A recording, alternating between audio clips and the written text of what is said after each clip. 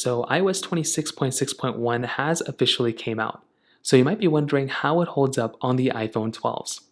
Now, I have an iPhone 12 mini right here, and this update was a very important update.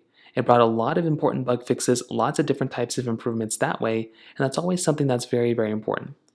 Now, if we take a look at Apple's release log that they basically have right up here, if we go and open it up, it's always going to kind of open up into their own release log page. You can always open up kind of their own thing right up here.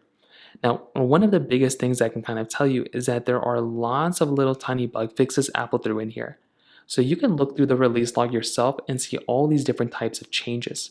So this is something that's actually very cool and very important. So having an update like this, once again, is a very important thing to have here. Now, I'm looking at the stability, I'm kind of looking at kind of using it a little bit here and there, and so far it does seem to me that it is fairly stable. Going from an iPhone 11 to an iPhone 12 is actually a pretty big difference I'm realizing here from a stability standpoint.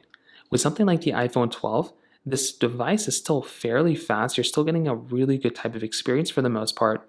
And on iOS 26.6.1, this is definitely the update I'd recommend installing rather than something like iOS 27.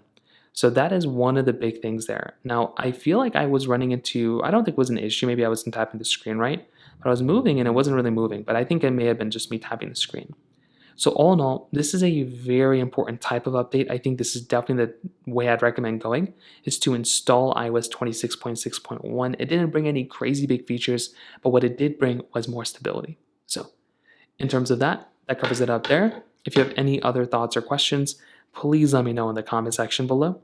Hit the like button, that will mean so much, but definitely hit that subscribe button. More importantly than everything else, I love every single one of you guys. Hopefully I'll catch you guys in the next video. Peace out till then.